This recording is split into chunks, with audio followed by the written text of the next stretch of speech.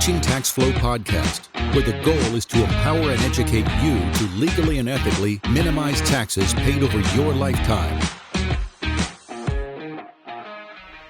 Welcome back to the Teaching Tax Flow podcast, everybody. Today, episode 64, we are going to look at those quarterly estimated tax payments. So, not sure what that is? You are in the right place to find out. So, before we jump into it, let's take a brief moment and thank our sponsor on this episode. This podcast is brought to you by Legacy Lock. If you are new to estate planning or simply need to review your current plan, Legacy Lock makes it as easy as pie. Legacy Lock is a unique platform that enables you to easily complete your attorney-drafted documents conveniently from the comfort of your home or office. Your first step to this peace of mind is simply visiting teachingtaxflow.com/legacy. Welcome back to the Teaching Tax Flow podcast. We are a weekly podcast designed and brought to you by Teaching Tax Flow. In case you didn't know that, in case you completely skipped the intro, that's your first time hearing about it, welcome to the big show. I think that's a wrestling joke. I'm not exactly sure. But regardless, today we're going to talk about these little things that come around 4 times a year called quarterly estimated tax payments. So if you're not familiar with that, Chris Picciurro, the man, the myth, the legend, the wizard, the CPA, we'll just call him a smart guy. He's here to tell us all about it. What's happening, Chris? Well, John, Happy New Year, first of all. Happy New Year to all of the people in our Teaching Tax Flow community. Happy New Year, and you might owe some tax due in a couple weeks. And you know what? Let's start off the new year with a joke, shall we? Oh, boy. Yes, I'd love to hear your joke. So this one is for you, good sir. Yeah, I guess you're this. Well, you're more than this. Let's put it this way. You're very complex, but you're a good dude. So why do you think most accountants are so good looking? Any guesses?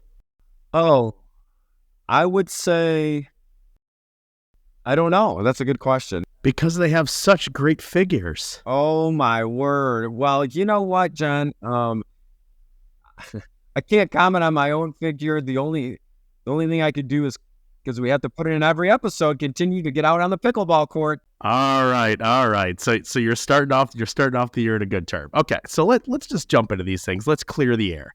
So what in the world is a quarterly estimated tax payment, and who do these things apply to? Does this apply to everybody that's making any money here in the States, or what's the deal with these things? Correct. So we're going to talk about federal quarterly estimated tax payments on this podcast today. And, most states have quarterly estimated tax payments, states that have a state income tax. We're going to focus on the federal side. Now, let's start off by someone that works somewhere as an employee. Their only source of income is a W-2.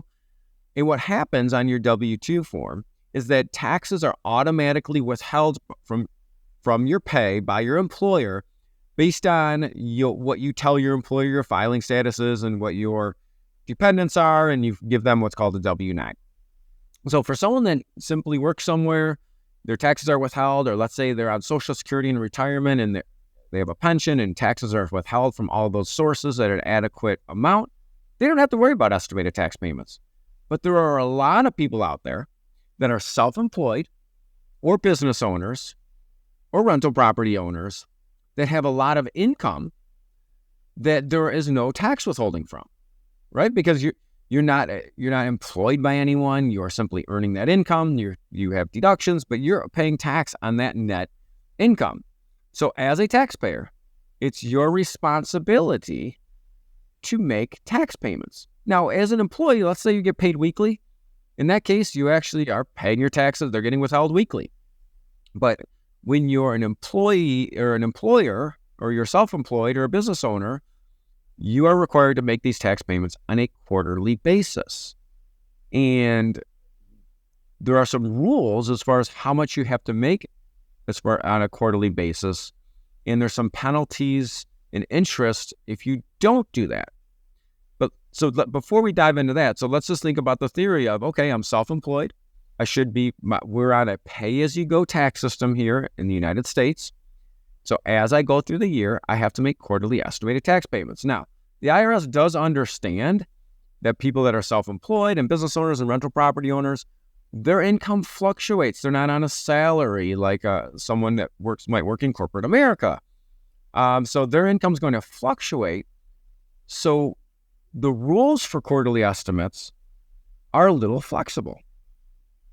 And we're first going to start with what are the quarterly estimated dates. Now, the IRS might have had a couple drinks when they decided what the quarterly estimated payment dates are, because you would think that the dates would be January, April, July, and October.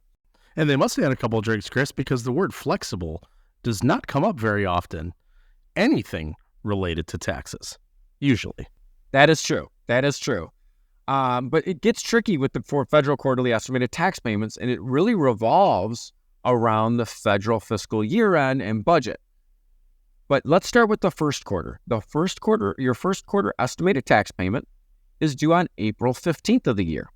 That seems pretty legitimate, pretty straightforward. And any income that you earn from January to March should be paid by April 15th on a quarterly estimated tax payment. The second quarterly estimated tax payment is due June 15th. Only 2 months after April. Yes, that is correct. Very odd, but it is true.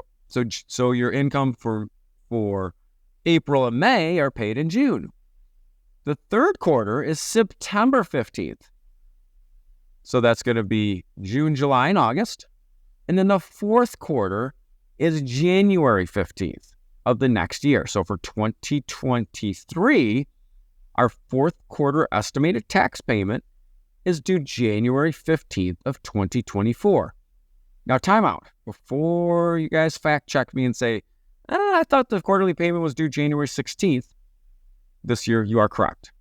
If the federal quarterly tax payment date falls on a holiday or a weekend, then it gets bumped to either, if it's on the weekend, that Monday, or like if it's Martin Luther King Day, then it would get bumped to the next day. So at times, the tax payment is a day or 2 or 3 after the 15th, based on if it's on a weekend or a holiday. So we've got April 15th, first quarter, June 15th, second quarter, September 15th, third quarter, January 15th on the personal side for the fourth quarter. So those are the due dates of your quarterly estimated tax payments. And the best way to approach those is don't wait until the due date. That way, if you're off a few days, you're not on the naughty list, as we would have said last month around the holidays. Exactly. So now we know the dates. The most complicated part of this is, how much do I pay? Because I don't know what my income's going to be. And there are, especially for the smaller business owners that don't have a complex accounting system, they don't even know what their income was from the quarter before at times. So here are the rules, okay? As a taxpayer, and these rules go for everybody, not just business owner, but as a taxpayer, you're required to pay in tax at the lesser of these two numbers. 1, 90% of your current tax year liability, or 2, 100% of your prior year tax liability. And those estimated tax payments all have to be paid by January 15th. So let me paint a picture. Let's say in 2022, John, your total tax was $10,000, okay? And let's say in 2024, no, that was 2022. Let's say in 2023, your total tax was $15,000. And let's say you're self-employed. You would have had to pay in the lesser of 100% of your 2022 tax, which is $10,000, or 90% of your current year tax, 90% of $15,000, $13,500. You would have had to pay in the lesser of that amount by January 15th or 16th, because of the holiday or weekend, of 2024. So typically how this works is someone, when their tax return is completed, based on their previous year's tax, your quarterly estimated taxes are calculated. Now, in your fact pattern, John, you would make your quarterly payments of $10,000, and that $3,500 that you still owe, that will be due by April 15th. Okay? We're going to talk about that date in a moment. But as long as you paid in that $10,000, then you are what we call penalty proof. You are in a safe harbor, and you don't owe any money until April 15th of 2023 for the 2024, for the 2023 year. So in general, as long as you pay in as much as your tax was the previous year, and those payments aren't only quarterly estimates, they can include W-2 withholding from Social Security, withholding from retirement distributions. As long as that's paid in, you're safe and sound till April 15th. And actually, Chris, when we're looking back, when the IRS is basically saying, look at your previous year. So say you're looking at, for conversation's sake, we'll just say you're looking at Q1.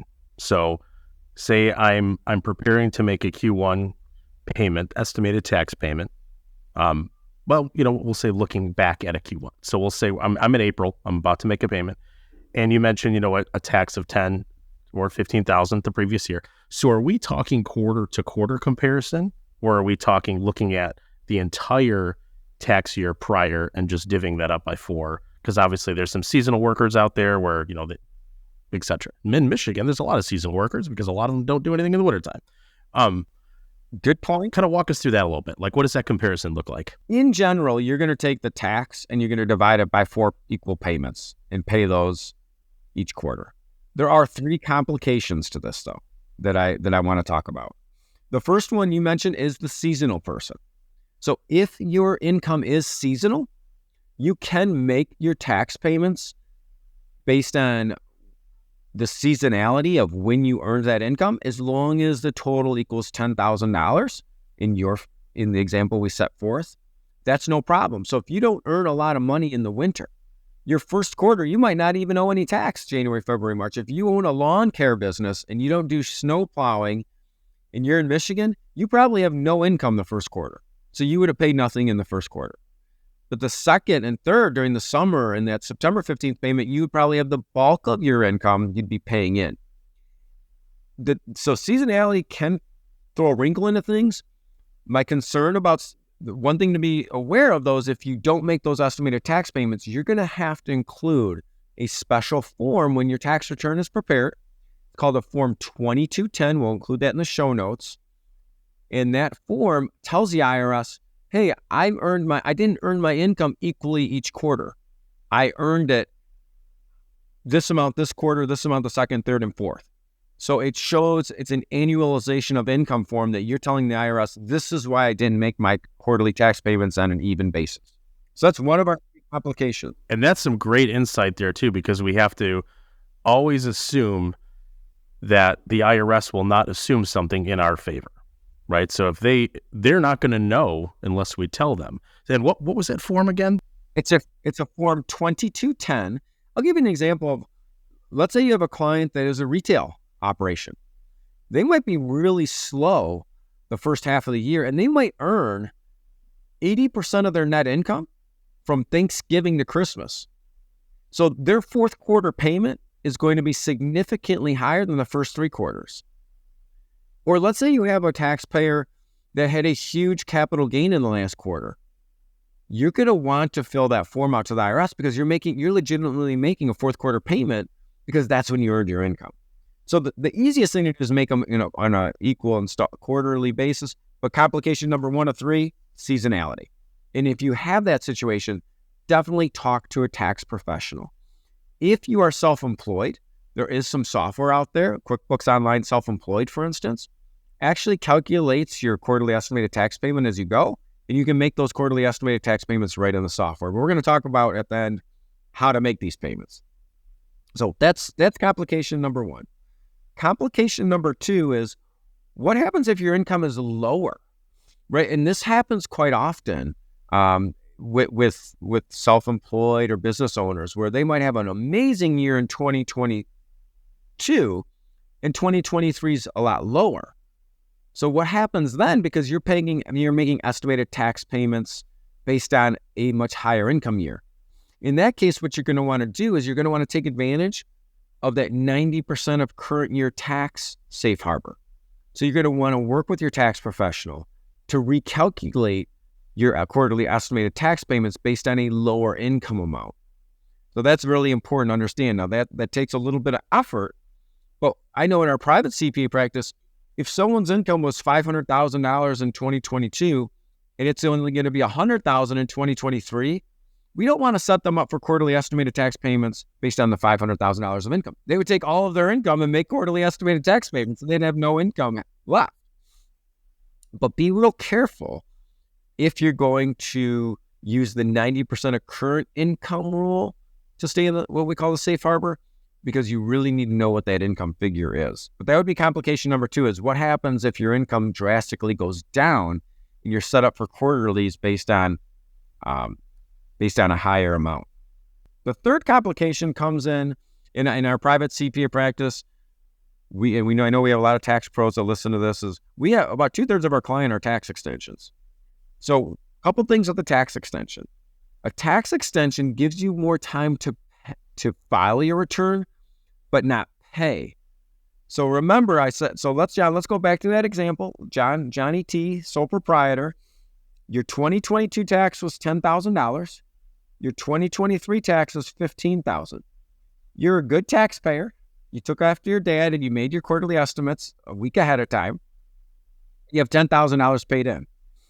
It's April 1st, and you're like, hey, man, we have to file an extension. I said, this is a great idea because maybe we want to make a SEP contribution. Maybe there's some deductions that we want to make sure we take advantage of. Let's file a tax extension. But I know that your total tax in 23 is going to be $15,000. So I say, John, you're going to owe $5,000.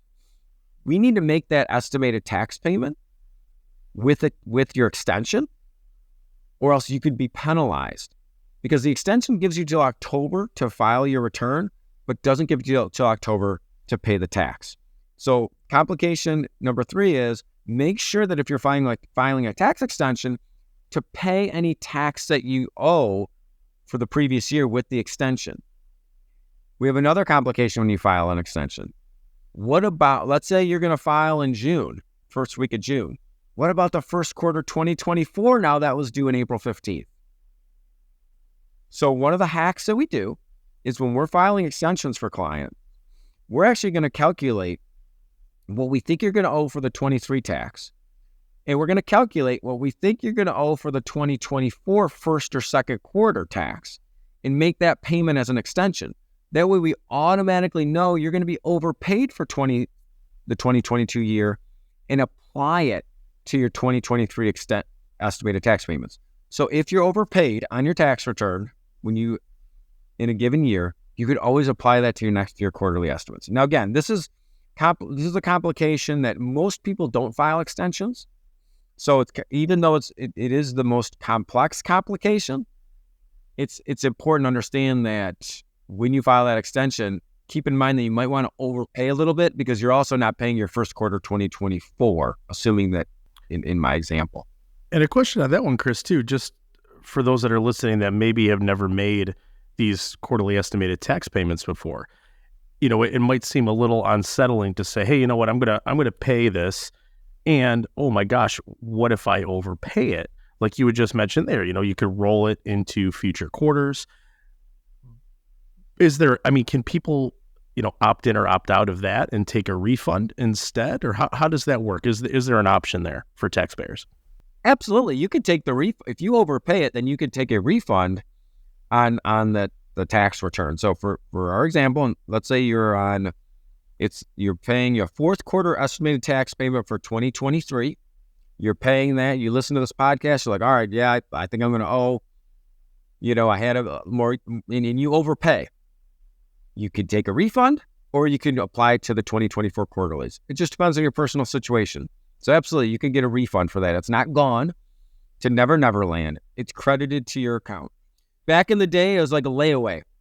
People don't do layaway anymore, but because there are actually credit cards and stuff like that. But before that, back in the day, think about it like a layaway plan. So if if you're one of those self-employed individuals and say your spouse or partner, significant other gets a W-2, you know, just for the sake of poking the bear with Chris, we're going to call it a W-2 employee because I know he loves that so much. when people refer to that. So never call anybody that, by the way. Your tax pro will probably punch you in the throat. And if they don't, they should. But back on track. No, that's all right. Well, at least a W-2 employee, it might be redundant. The one that you want to slap someone is when they say I'm a 1099 employee. You can't mean both, right? That's the one. See, I just play it safe. I just refer to the, I just don't say anything. Anyways, but what you can do is have a little fun with it, right? If you really want to be a smart, and your partner, significant other, spouse is, so proud that they get a refund every year, just overpay by a couple bucks, and then you get a refund for a couple dollars and say, hey, look, I did too, or roll it in. But anyways, back to the regularly scheduled program as we move forward. Yeah, so let's talk about what happens if you don't make these payments. Now, the IRS, if you don't make the quarterly estimated tax payments or you don't pay your full tax but with an extension, the IRS will assess you some penalties and interest for not paying. Now, those penalties and interests are tied with LIBOR and they're tied with the current interest rates by the Fed. So 3 years ago, we had a lot of clients, especially our real estate investor clients, that said, you know what? I don't care. I'm not going to pay my taxes until they're due in October, until I file my return in October. And I know I'm going to get penalized 2%, 2.5%. Well, that was pretty cheap financing. Well, now that rate's up to 7%. So the penalty for not making your estimated tax payment has over tripled in the last 3 years. And so now we have a lot more people making sure they make those quarterly estimated tax payments. So you could get penalized and you could pay interest on the money you should have owed the IRS either on January 15th or April 15th, those two previous deadlines. So the penalties can be significant. And actually, if you owe a state tax, those are even usually more significant than the IRS. But so make sure you make those quarterly estimated tax payments, and work with someone to figure that out. And in a lot of times we tell business owners and self-employed people to even set up a separate bank account that they move 25-30% of their net income in to be safe, on average, and that way it's out of sight, out of mind, and make those estimated tax payments, from that account. Now, want to touch finally on how you make the payments. You've got a couple options. You can go snail mail and mail in your estimated tax payments using a voucher. That form is a 1040-ES. Let's put that in the show notes also. So you can do it by mail, or you can simply set up an account with the IRS at irs.gov and enroll in their electronic payment system where you can log in and make a payment at any time. And you can actually make a payment without logging in, but I highly recommend you set an account up with the IRS. It's super easy. I do it myself, and you can log in and make payments. So that way, even though you're required to make payments quarterly, if you're a business owner and you want to budget and want to just get those payments made monthly, you can log into the IRS system and pay monthly if you want. Just make sure that you click on the proper quarter to apply the payment to. So you can pay electronically through the IRS's website, or you can mail the payments using a 1040-ES, or there is some software. The only one I know about for sure is QuickBooks Online Self-Employed. You can actually make those tax payments right through that software. So those are your options for making the payment. I personally like just making the payments right on the IRS website, and that way they're confirmed, and there's no, hey, did the IRS cash it? Because remember, if you're mailing a check to the IRS, typically a human's going to process that payment, and it's just going to take time. Absolutely. And we all know, right? Humans, as much as we love others and love ourselves, we are a unreliable species, I guess we could say. So that being said, Chris, this show is really an outlier. We use two words or terms or descriptions in this show as it relates to the IRS and taxes that we normally do not use. So really early on, we mentioned flexibility, and we wrapped up with the word easy. Doing something easy. Pretty rare. I'm still in shock. So that being said, if you're not familiar with this, take full advantage of this. I mean, we condensed a lot of information down. Chris, you did a great job explaining it, roughly about 20 minutes here. You don't even have to bother doing a Google search on what the heck it is. All your information's right here. So, Chris, you described it perfect, and you guys do this all the time in your private practice, right? Absolutely. Definitely make sure you make those quarterly estimated tax payments. And I'm going to wrap up by saying, we say in teaching tax law that tax agencies are our involuntary business partner. I have to say the IRS is making strides to make things easier. You would think they've done this a long time ago. They're a collection agency. They're making things easier for you to pay. Obviously, there's a lot of data security concerns and that sort of stuff. So take advantage of the technology. And again, let us know if you have any questions. Happy New Year. And have a great rest of the day. Awesome, Chris. Awesome. Well, yep, everybody take advantage of this information. Definitely take note of some of those forms Chris had mentioned in there and just the purpose behind them, right? So we referenced that form 2210, I believe is what it was. And really think of that as the explainer of why you're doing what you're doing. But then also, I mean, like Chris, you had mentioned you wanted to detail on just those penalties alone, right? I mean, yeah, sure, the IRS is absolutely doing a lot to make life a lot easier on us, which is fantastic, right? So it's not like we're talking, old world mafia organized crime style. They're going to hit you in the kneecaps and take you out, but they will hit you in the bank account now where it counts as well. So that being said, re-listen to this one as many times as you need to, as well as the other shows. We are rolling through these things week by week. Check them out. Let us know what you think. Questions, comments, ideas, guest thoughts, shoot them to us. We love it. Same time, same place. Back here next week on the Teaching Tax Flow podcast.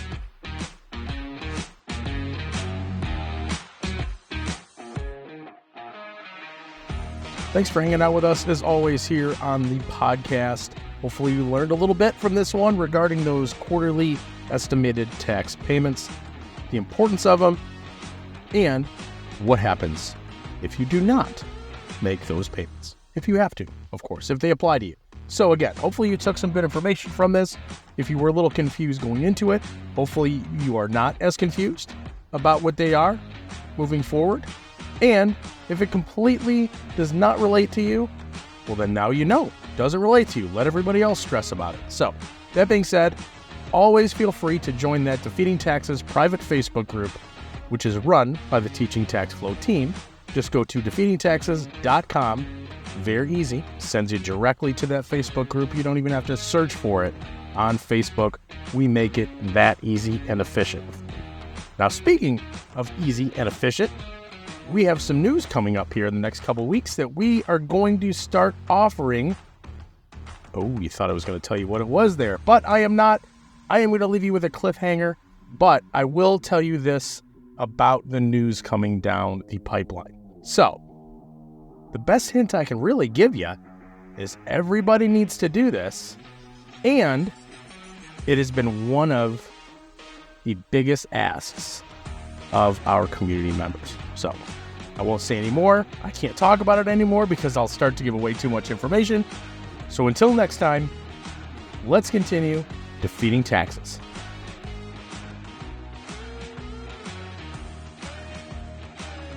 The content provided is for educational purposes only. We encourage you to seek personalized investment advice from your financial professional. For all tax and legal advice, please consult your CPA or attorney.